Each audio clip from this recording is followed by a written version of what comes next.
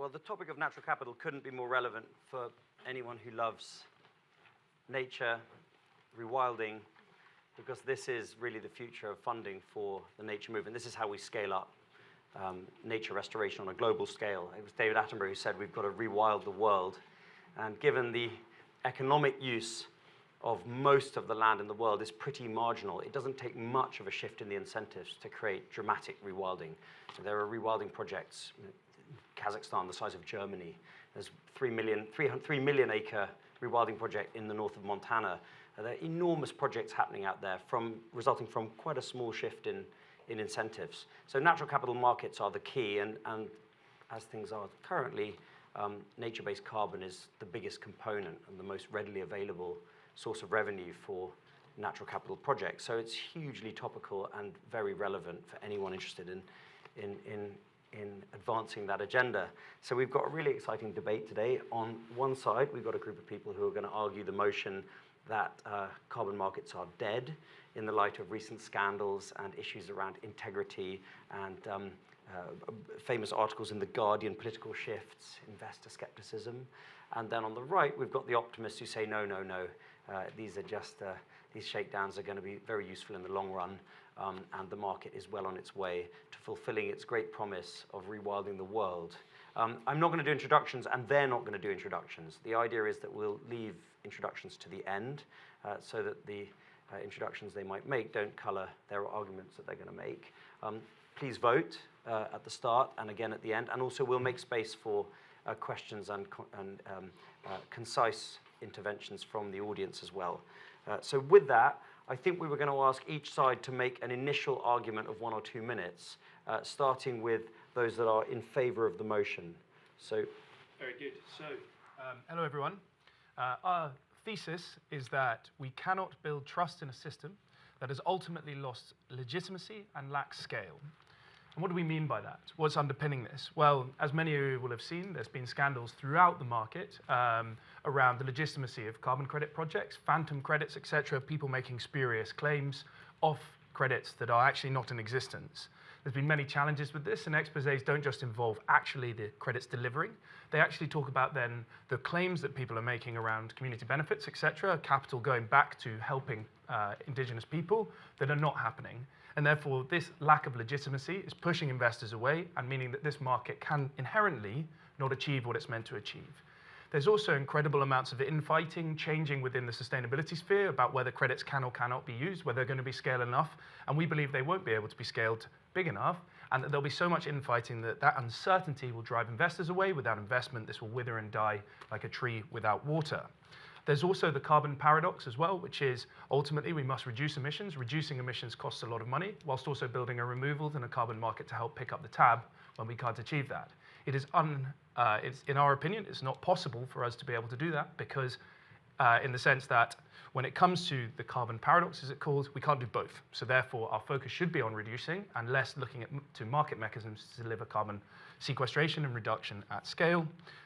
There's an institutional retreat from the likes of SBTI, so things like the Net Zero Banking Alliance, the Net Zero Investors Alliance, or NZA, and other alliances. People are walking back from that, so you're seeing the likes of JP Morgan and other big organizations walking away from climate commitments. We're also seeing this politically as well. So we're seeing things like the Trump administration coming away from all forms of greenhouse gas protocols, moving away from United Nations conventions around climate change, and therefore what this is doing is it's preventing investor confidence. And again, I come back to the carbon market isn't dead, it's dying. It's an organized, it's a sort of as a market, it's withering because without investment, without demand, it cannot scale, and if it cannot scale, then there's no point in bringing it forward.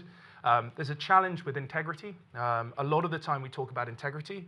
What does that mean? How many of you in here are investors or work within the financial sector? Just a quick show of hands. Cool. When have you ever heard the word integrity in a property investment? When have you ever heard the word integrity within a investment into a company? It's a high integrity company, I should invest in it. Integrity is the wrong word. We should be focusing on risk and we should be focusing on governance. So how can we bridge the narrative between ecological advancement and economic advancement within the natural capital markets? And our views is that that simply doesn't work. This all underpins with a lack of investor confidence, meaning that the carbon market as a whole is not going to be able to achieve the scale that is required, and therefore we should be putting resources into other areas. And then my last point, or our last point, as the carbon markets is dead, is the carbon markets have been around for 20 years. This is not a new phenomenon, but this is not a new solution. They've been around for longer than that. I think it was 1998, the original Kyoto Protocol, and they haven't succeeded in this time. So why are they going to succeed now? Thank you. First principle is that we have a systems problem.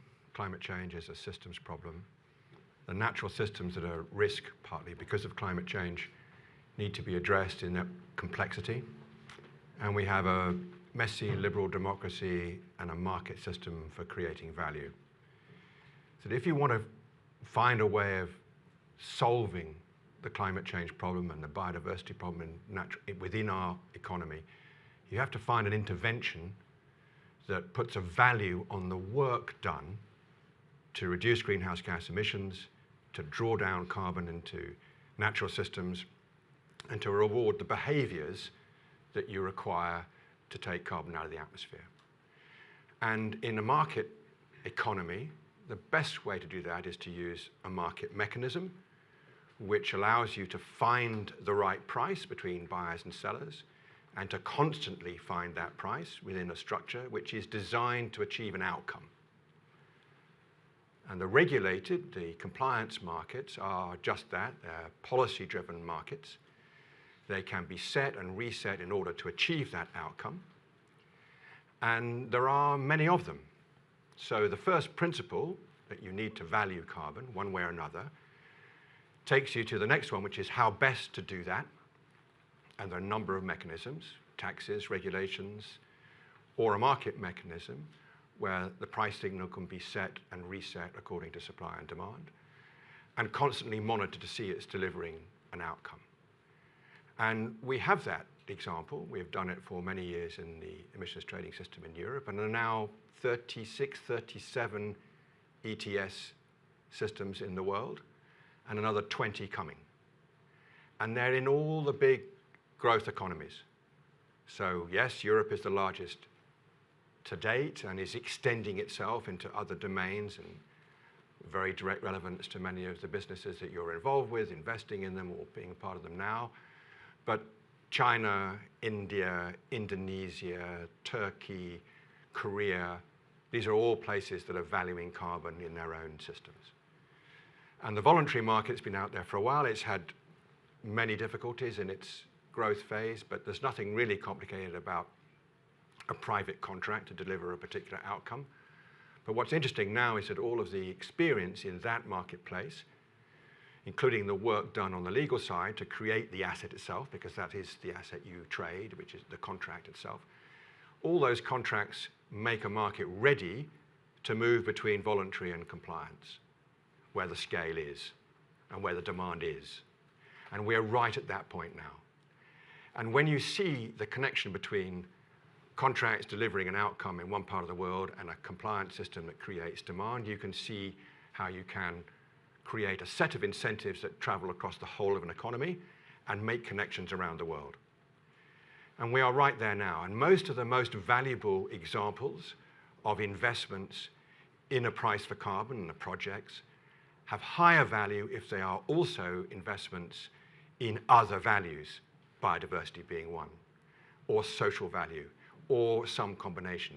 And the markets are very capable of providing different sets of value. Any commodity exchange will tell you that. The differences between particular commodities which are for sale at any particular time can be easily managed with characteristics that the market can price. So we have been through many years of preparing. The principles are solid. The market demand is being created, especially by these big ETS systems. And we are capable of creating more value by combining different sets of value, and that is going to be one of the most essential ways of establishing natural capital in practice amongst those who have the capital to deploy. I'd like to pick up on the supply and demand point. I agree that supply and demand meeting is how an effective market works. I think with carbon credit projects, particularly nature-based projects, there is a fundamental timing mismatch. You have potential net zero companies saying we're going to be net zero by 2050. The challenge is the projects that they would need in order to invest in, to purchase carbon credits from, would have had to have been planted 50 years ago. There is such a long lead time. An afforestation project, it takes a full 100 years before the carbon from that project has been fully and permanently sequestered, and there's a curve. And we have a situation where, because of discounting, the price that corporates are willing to pay today for carbon credits is so low because of the multi-decade lead times on when that carbon credit can actually be used and capable of retirement. And because of that fundamental mismatch, that's where we feel that the carbon market is fundamentally struggling. Who wants to answer that specific point? Yeah, I could come back on it against the doom mongerers. So you talked about lead times, Rich. I think there have been in practice solutions to some of that problem. And I think it is a long-term supply contract. I appreciate it needs to be a long-term supply contract, say 20, 30 years sometimes to really get ahead of tree growth and how long it takes for removals to kick in. What we are seeing is brokers advising people with an SBTi net zero pathway, acknowledging that it is reduce first rather, and then remove the balance at the end. And I think on SBTi, there's been some good news recently that you can, in your reductions quota, as you reduce within a corporate, buy nature-based reductions or other reductions as part of that pathway. So that's some good news. And then you move into the removals phase. And what people are starting to do, and there are some big contracts signed, is buy forwards. They're buying commitments to purchase. They're holding the asset on the balance sheet to offset that future carbon net zero liability. So it's a smart way of doing it. It de-risks it, and it lets insurance have a lighter weight role in it. So just a few sort of good news stories around that. The Symbiosis Coalition, so US-based, all the big tech companies, Meta, Microsoft, Salesforce, McKinsey, some of the largest, Bain & Co. There is a 20 million ton procurement, and that's all been taken up. So they've bought 20 million tons. That's a huge order. There's going to be another tender for that. Chestnut Carbon are one of the suppliers. It's a Microsoft contract. JP Morgan, who ironically has said that they're not doing it, they're investing in this. That's quite a good sign, isn't it? It's a $200 million investment in a nature-based tree planting project. So the demand is there, and I think the short answer to the question is we have the commercial, legal, and insurance skills to go long-term contract, and people are doing it, and it's part of a pathway, and you can have a portfolio approach to getting to net zero. I'd like to drill in at some point to why are they doing it, but perhaps first we'll ask Craig McKenzie. Thank you. You've outed me. You've outed me. Sorry, I think we can do names, can't we? We can now. These people aren't serious. We need to, just in the UK alone, we need to plant 1 million hectares of trees, and we need to restore 1 million hectares of peat bogs in order to hit net zero by 2050. The trees need to go in the ground now, right? These people are talking about, 20 million tons. 20 million tons is nothing compared to the scale that we need. Carbon markets could work. They are, as we've seen with the ETS, a really powerful mechanism for driving capital flows, but they only work if they're mandatory. They only work if companies are required to buy the carbon. If we're serious about net zero in this country, which I think we are until Reform get elected, if we're serious about net zero in this country, we need to have nature markets that work, that drive demand today, and we're not going to get that unless there is mandatory demand. So a section of the corporate sector, probably not the ones who are buying ETS permits, the rest, should be required to buy UK-generated carbon credits, or perhaps some others, to neutralise their UK emissions. And that needs to happen now. And then we can generate the woodland and the peat restoration that we need in order to hit UK net zero. Everything else is just not serious. Can I answer to that? in essence, carbon markets are essentially inflationary. Where does the cost sit from a consumer's point of view?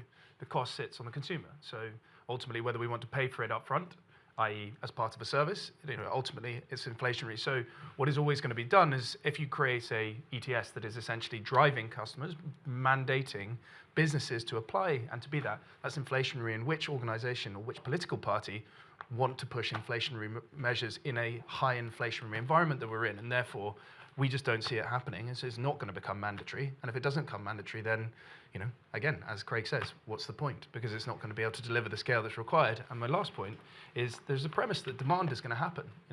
The demand. How many people here truly believe we're going to be net zero? By 2050. By 2050. Okay, so 3 people. So that is essentially us saying that we're not going to be net zero. If we're not going to be net zero, then do we need a carbon market? If we don't need a carbon market, and if it's going to be inflationary, and we already have high costs, we have high social care costs, etc., people matter, are we going to be able to do this? And is there a market that comes from this? So on either side of me, the pointer is at offtake. Who's going to buy this stuff? So why are corporates doing this to the extent they are, and what's the future for carbon markets? So, Rich Stockdale. hello. This doesn't look overly like a funeral to me. It looks like a coming-of-age party. You ask why are they buying them? Let me tell you a story. We work with the incredible Burgess Salmon, one of the country's leading law firms. They asked me to go do a speech for them at their Green Week when they were bringing in 30 of the most in-demand, talented young lawyers in Britain. And they were competing against white-shoed law firms in the magic circle trying to bring people to Bristol. I spoke about OC, I spoke about our vision for the future, I talked about our carbon credits and why they were the best premium product you could buy. As a result, they signed their #1 choice lawyer, someone they didn't think they had a choice of getting because she said, I want to work with that company. They then paid me a world record price for a forward purchase contract for that carbon. The demand is there if we can deliver a product that deserves it. They're the people that are buying the added benefits. It is about the social impact. It is about the environmental impact. It's about the story and the marketing and the branding. We need to put premium products out there, and when we do, people will pay for them. Is it the 19th of January today?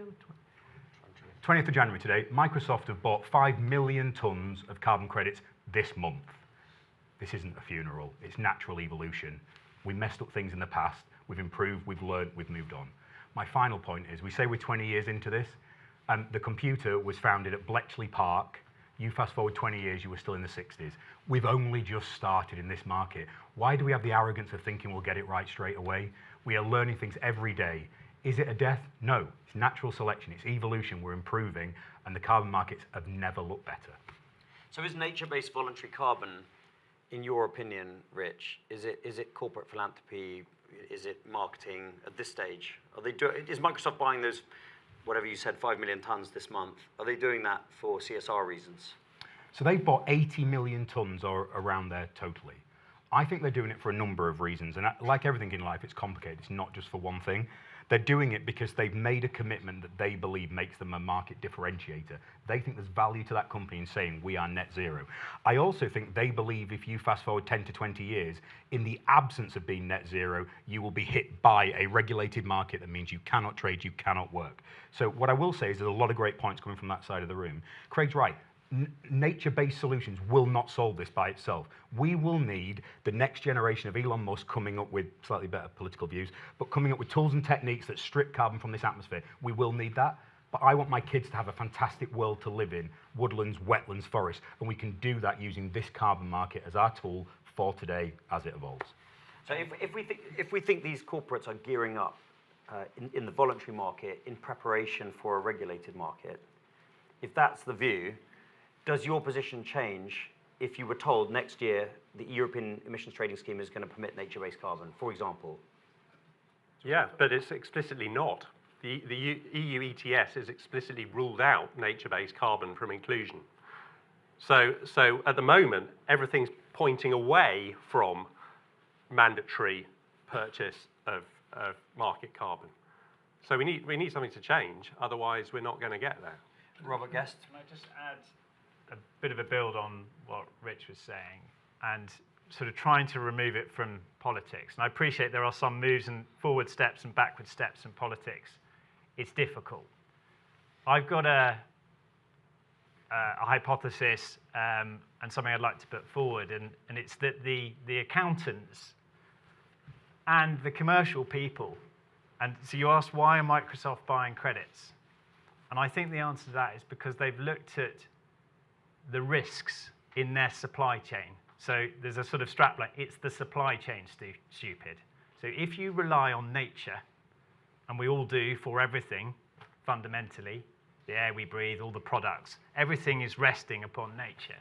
And I think any company that's on the front line that relies in its supply chain on that will do its risk analysis. So if you look at the ISSB, the International Sustainability Standards Board, they've adopted the TCFD and the TNFD. And the principles of that are, as a business, you must look at the risks and opportunities of climate change and biodiversity loss. And basically, when they analyze that, they realize that if we do not take action, our supply chain will break down and eventually we won't have a business. They're also probably looking at the regulatory risk that at some point when we start flooding, we're underwater, the storms, Valencia, wildfires, people start thinking we have to act. And if we don't, governments are going to regulate. So I think the smart companies, the global leaders, are taking action ahead of the politicians because they've realized that there's a risk that needs to be managed, and they're turning it into an opportunity at the same time. I'm surprised neither side has mentioned the concept of insetting yet. In other words, why are they doing this? In some cases, they're doing this in order to provide co-benefits, and the carbon becomes a bit of marketing, perhaps, or a bit of CSR, but the resilience inherent in doing so within your supply chain guarantees your supply of apricots or your fresh water if you're Evian or whatever. Sure, we'll come back to you, James. Well, I was just going to come back on a couple of Rob's points there. On the ISSB and the reporting standards, I mean, those standards really only apply to kind of fully listed companies. There's a whole private universe of companies where those standards just do not apply. And a lot of reference to SBTI companies making these pledges. Well, those pledges only account for 1/3 of global emissions. 2/3 of emissions still come from companies with no SBTI pledge, the majority of emissions. And so I hear you pointing, there's some good examples of Microsoft and Burgess Salmon and some leading pioneers doing some great deals, but we are talking a tiny, tiny fraction of the total amount of emissions that is required, that is captured by ISSB and that have committed to science-based net zero pledges. James Cameron. So the plain fact is, I agree completely with Craig. But that's exactly what's happening. That's why I set out the 37 emissions trading systems in the world, the 20 that are about to arrive over the next few years. And many, not all, of those create conditions in which natural capital will be valued. If you look at the development of the exchanges, go and have a look at Singapore, look at the various carbon-based commodities that are traded on the Singapore exchange. Look at the emergence of the exchanges in Dubai and in Saudi. These are all places where demand is being created. And there's simply no doubt that nature-based contracts are going to be valued in those systems. Not in the same way, in the same place everywhere. That's an issue that we'll have to figure out. But the capital markets are extremely good at figuring out what instruments can be made fungible. What contracts, I mean, this goes back a long way. I won't sort of drop a reference point that explains a position. But a good contract gives you those options. If you develop a project, a nature-based solution to climate change in any part of the world, and it's well developed, that contract has been thoughtfully done, it will give you options to move the value of the work done, that's the key metric, in any market that will give you value. You could take it anywhere. And you'll figure it out. Where is the best place to get the highest value? Is it for compliance here, or is it to Microsoft? Where is that? But you'll have the option because you'll own the property rights that flow from the effort you've put in to deliver an outcome, which has to be measured and monitored and reported. So the demand is being created, and it's right in front of us. The scale of it is vast. These are huge jurisdictions, and there is money in all of them, not just here. There's money in all of those jurisdictions, especially in the Gulf, to fund the creation of those credits to meet that demand. Let's have one last intervention from the Doomsters, from Luke. And then I think what we'll do is have a look at what the voting was at the start, and then we'll ask the audience to vote a second time, and then we'll throw it open for a few questions from the audience, and we'll mix in some introductions at the same time. So I've got sort of two final points, which is the first was around co-benefits. So something you said around co-benefits make them more valuable. When you move to a mandatory market and it becomes exchange traded, it then goes to a single price. So ultimately, co-benefits then mean nothing. So you know, if you look at allowances, you're buying a ton is a ton, right? It doesn't necessarily matter. So I think your point about value creation from additional parts is incorrect. Secondly, Microsoft, for example, Microsoft made up 60% of the between 50 and 60% of the removals market last year. You know, that's not diversification, that's not scale, that's just a single person who, by the way, doesn't take on any risk as part of their offtake agreements. If you fail to do that contract and you don't deliver, that doesn't happen, you don't get paid. So, you know, I love this, you know, it's great to see Microsoft, 50% of the market, all that sort of thing, but that's not a market. It's an individual player who happens to have a colossal amount of capital that they can deploy because they've got a monopoly on the computing market. Where's the other demand going to come from? So those 2 points are both incorrect. First point of reference, when we have commonality across the commodity we sell, that's when the co-benefits are really valuable, because everyone's getting a ton anyway. Do you want the ton on a piece of paper that just allows you to pollute that exists now, or do you want the ton on a piece of paper that you can touch, see, feel, tell a story about, engage people on, visit, and really enjoy? That's when you pay a premium for things. And on the Microsoft side of things, they do not do an offtake with a business they have not taken a top co position in. Okay, so they are sharing the risk associated with that, and they're investing to follow it because they believe in everything that was described here. And the other thing needs to be said, correct, that if you have a properly drafted contract, then you sell the commodity into the commodity market, and you have another market for the other attribute, always. So the point is not true. You don't necessarily collapse. Give us an example of that. Right. I mean, if you have a project that has multiple benefits, multifaceted Such as? benefits. Oh, I don't know. You invest in the regeneration of degraded land, and it's reforested, it captures carbon over a very long period of time, and you ensure that for a long period of time, make sure the credits are stand. But at the same time, you've created other valuable aspects of biodiversity, which are valued by somebody else, maybe or natural flood management. Or natural flood management would be another very good example. And in all those situations, you might have a commodity purchase, price per ton of carbon over here. You might have a biodiversity credit you can collect from a regulated market domestically, or you might have a buyer that wants a composite, right? As long as you don't double count, as long as you divide it up, you know, accurately, and it's a sizable enough project, you can find 3 different types of value depending on who the buyer is. So have you ever seen a biodiversity credit sold? Yes, absolutely have. Yeah, no, of course. But to who? Like, what is the purpose behind a biodiversity credit? There's a biodiversity market, has been for years in Australia. I completely agree with that, but that's a mandated market. It is a mandatory market, yeah. So to your point there, in the UK and most of the other carbon markets, a biodiversity credit, what do I use it for? How do I use that? I'm a corporate, I'm coming into the CFO, what should I use a biodiversity credit for? I donated 20 grand to the Wildlife Trust, tick a box, done, push off into the future. When you look at biodiversity, it's about biodiversity risk. Ultimately, it's within supply chain, as Ben says. It's you have a risk, which is my crops don't pollinate. If my crops don't pollinate, I lose money. So if I put a beehive 6 miles away, that's going to do absolutely nothing for the pollination of my crops. So I have to put a beehive in the field. So it's an insetting biodiversity model, not an offsetting biodiversity model. So your additional commodity benefits that come is moot because there's no demand for that. So I want to explore this further, but first, I want people to vote.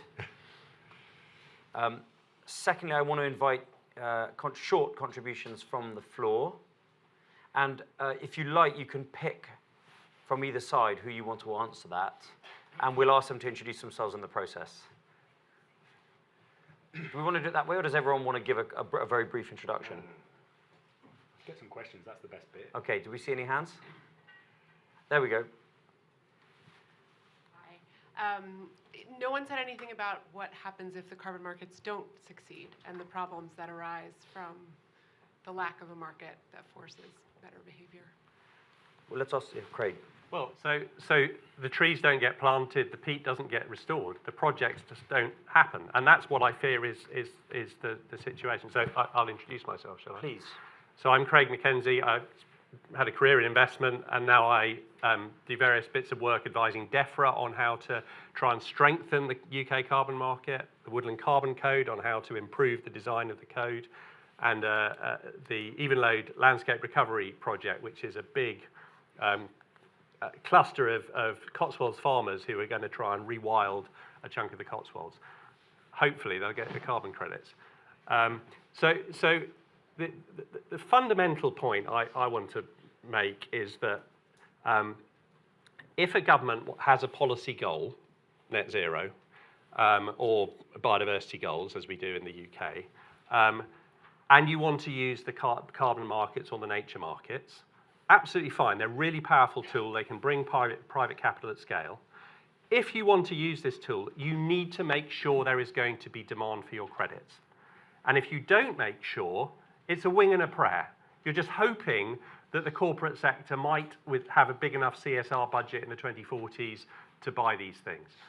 But most investors in the UK, and we do have some very big local government pension schemes, one of them's in here, one of the leaders, pioneers is in this room, they're not going to be able to deploy capital at scale in the UK for nature unless they believe demand is going to scale. And currently, they're not doing it. There are one or two little exceptions, but most of their money, and they have deployed over $1 billion, I think $2 billion into nature markets, it's all gone overseas to places where there's much more reliable demand. And it's gone into timber because there's reliable demand for timber because we need timber houses. So if you're a government and you want to use nature markets, make sure there's demand. Mandate demand. Otherwise, it's really dangerous and investors won't deploy capital at scale. Sorry, that was all. Thanks. Give an opinion and see what your comments are on it. Not necessarily saying I believe what I was about to say, but so Ed Gemmell, so I'm leader of the Climate Party, and I'm actually from LGPS Pension Fund for Buckinghamshire. I'm a trustee. In terms of the carbon market, the natural carbon markets in the future, where do you see it going if climate change is coming a lot quicker than SBTI thinks it is, which is clearly true? I mean, 2050 net zero is utter suicide. But assuming it comes earlier and these forests you're planting, the biodiversity we're putting in, everything else gets wiped out by the wildfires, the floods, and everything else. And then suddenly we see headlines in the newspapers, a bit like the insulation scam or problem, let's say 3 months ago, is 98% of the insulation didn't work. Now everybody doesn't want to do retrofit. Is that going to be a problem for the natural carbon market? Who on this side wants to answer The that? you end up with a scenario whereby the worse the climate change gets, the more prevalent wildfires and drought is, the better the natural capital projects will perform relative to other land use cases. So actually, you'll see the counterfactual. You will see the moorlands. I buy former grouse moors. They are going to be... You want to introduce yourself? Sorry, Rich Stockdale, Oxygen Conservation. The landscapes that the people on this panel buy and work with are better holistically, hold more water, are more resilient, solve a lot of those problems. So actually, and I hate this part about what I do, the worse climate change gets, the better it is for my business. So the question you had on the slide was, will it ultimately succeed? Do I think the carbon markets solve climate change for us? No, they don't. But they'll make the world a hell of a lot better as we get towards a solution. Any other hands? There we are.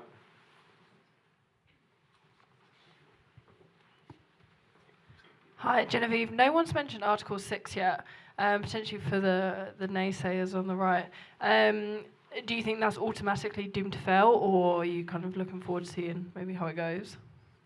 Luke, do you want to introduce yourself? Yeah, I can do that. So my name's Luke. I co-founded and run an organisation called Nature Broking. So contrary to my position that I've just been making, I run a natural capital startup. So one of the reasons that I can be quite vociferous about this is that we see this on the front line. We work directly with demand on scaling demand for carbon markets in the UK and internationally, and also within natural capital as well. So some of the challenges that we see day to day is around how you convince organizations to purchase something in advance. Because we're not talking about big capital. One of those things, I will come to your point. You've got a monologue first. And we're not talking about big capital. So to a CFO, ultimately, why buy now into the future? It is not going to be likely material to an organization. And therefore, if it's going to be £100 today versus £200 tomorrow, materially it's a write-off. It doesn't make a difference. So how do you convince someone to start now compared to in the future? Now, our thesis and methodology is how do you financialize the market? How do you turn carbon credits into a financialized asset so that they can be traded? They can be traded efficiently by organizations who can then take positions and ultimately, as the team over there, can hedge against future price risk and lack of supply come 2040. To your point about Article 6, I think what's really interesting is how Article 6 is going to... Do you want to say what Article 6 is? Yeah. So Article 6 is these... well, James next. James can do it much more effectively, as I think he helped set it up. So perhaps not the... Shall we ask James to jump in quickly, say what Article 6 is, and then we'll... Sorry, Luke. No. Go on, the two of you can do it together. All right, okay. So, Article 6 of the... My name is James Cameron. I worked on these issues all of my working life, including negotiating the climate change agreements, going way back into the late 1980s. And I built a coalition called the Alliance of Small Island States, AOSIS, and negotiated all of the treaties on climate change, ultimately including Article 6 in the Paris Agreement. But for the purposes of this discussion, Article 6 is useful for thinking through how demand will be created at scale globally, because it's the way in which governments work with each other to create the marketplace for various transactions that value or price carbon. And it's a cooperative framework. And it can be just one jurisdiction with another, a neighboring state, or it could be a region, or it could be a global marketplace to replicate what happened after Kyoto with the Clean Development Mechanism, albeit with some learning this time.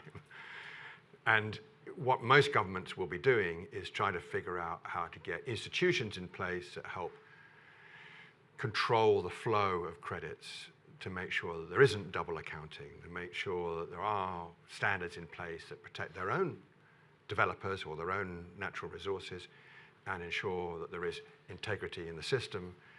And it's designed to build a regulated trading place for credits that are generated through investment in one jurisdiction or another. And most of the market will now look towards whether or not, in the compliance market certainly, but maybe also in the voluntary market, whether or not you've been through an Article 6 process, and it will add a little bit of support to the project itself. So let's just jump back to Luke to complete his point. So thank you very much. Much more eloquent than I would be able to do. A dyslexic engineer is never one to try and make points about policy.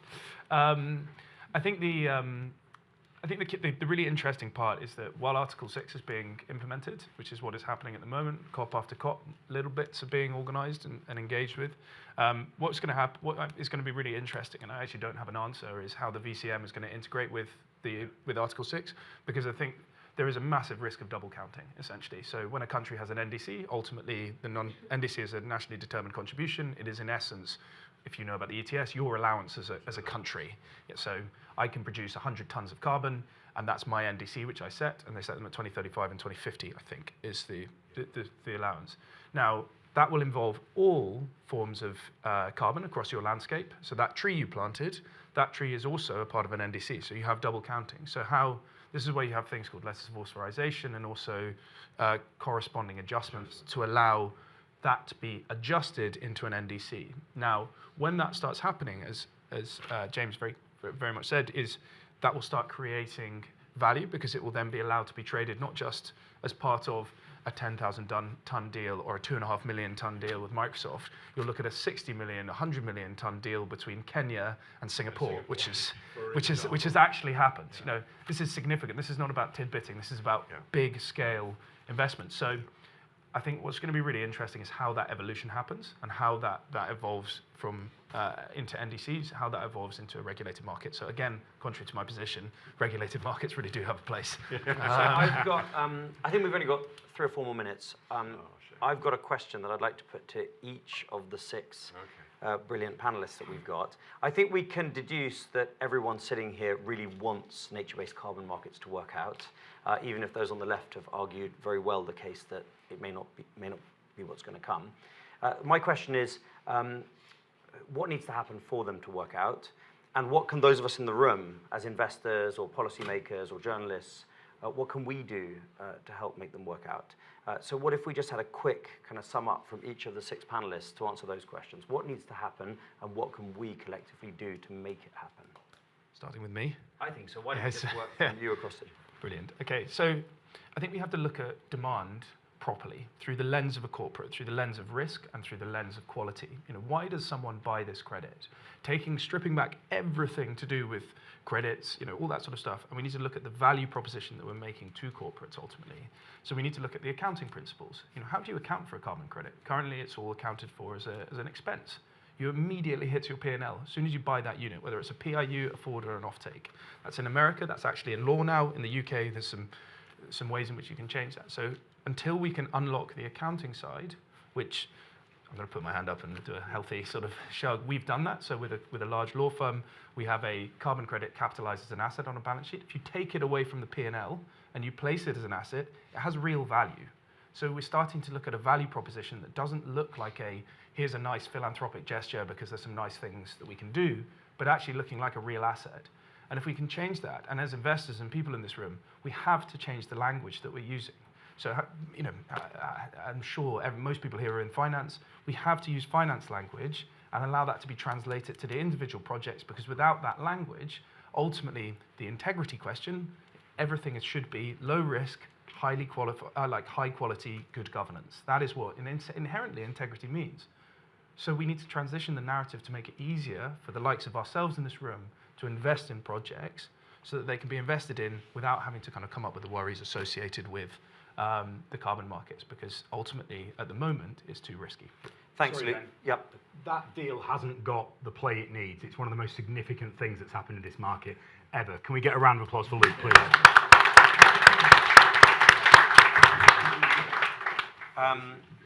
Richard Kelly, Foresight. What needs to happen, in my mind, we need to build liquidity. These assets and carbon credits are inherently an illiquid asset. All these deals are being done over the counter.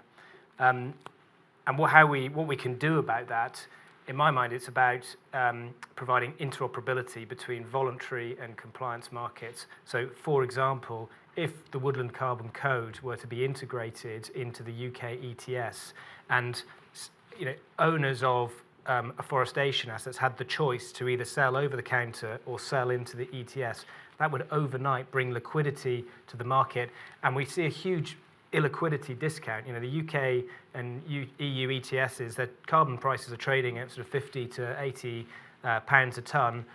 For regular carbon without all the kind of co-benefits, just pure carbon, we're seeing sort of 25 to 30 pounds a tonne.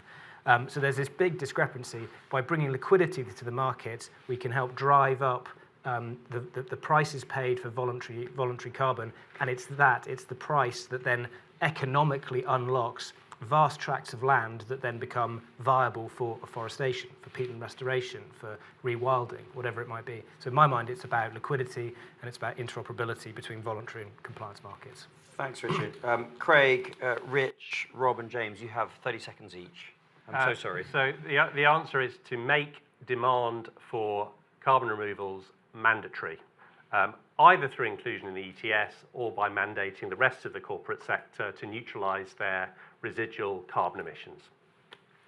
They're all correct. What I'm going to do is make the highest demand, highest quality carbon credit in the world and drag the market standards up as a result. So you asked what needs to happen. I think we need more success stories. I think we've had quite a few losses and failures in the earlier stages of the market. We are now getting runs on the board. We're seeing people make profits from investing in natural capital. So I think we need more runs on the board and more success stories. What can we do to make that happen as investors? I look at it very simply. I've got a client. What's their risk appetite? If I put them into a 100% merchant carbon credit, biodiversity credit strategy with no off-taker, no off-take contract, I'm taking 100% merchant risk, political risk, etc. That's not a good idea with a pension fund or an insurance company. If they're a philanthropic organization and they say, I'm a billionaire, I don't mind if you lose it, go for it, then you marry that risk profile up. If it is a pension fund, you can diversify with other income streams. Sell some food, sustainably grown food, or you can diversify. You can do flood protection and biodiversity and carbon credits. You can geographically de-risk to manage physical risks. So I think it's about success stories and then matching up the risk appetite of the investor with the project. And it can be done, and there is money being made. So I think we just need to celebrate the successes. If we had more time, we'd ask James for some stories of the last time he put runs on the board. A great cricketer, this man, as well. James, you literally have 20 seconds, please, to tell us what we got to do. So the minister's coming later. I would really go for this idea of opening up the UK ETS to nature-based solutions.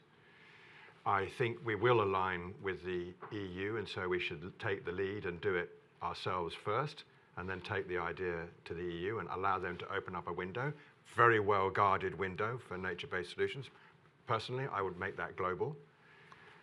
And finally, I would very much like to get the London Stock Exchange to show off one of these types of contracts that can reveal how you can create financial instruments to improve the flow of capital into the early stage of project development. And you can do it with your version, but I know a couple of others, put options, ways in which to get capital to come in early, provided those contracts have length and are properly insured.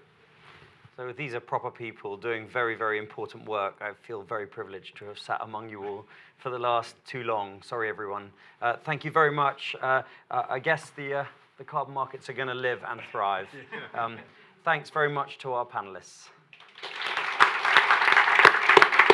Wow, guys, you're amazing. That was a proper panel.